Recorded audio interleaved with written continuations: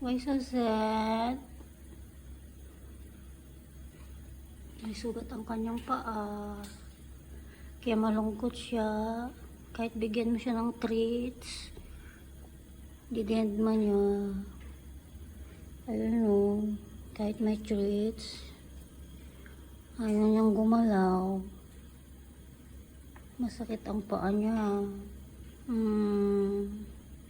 Here, you have treats? Come.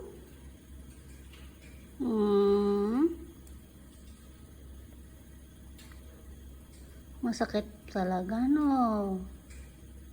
Ayun o, yung sugat niya. Ayaw niya yung treats.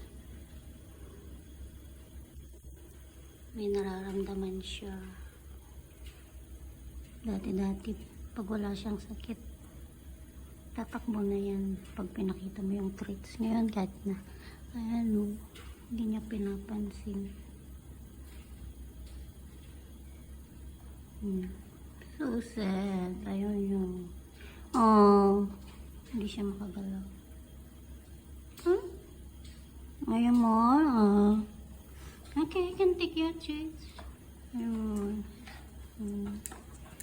Awa naman ang aking tika.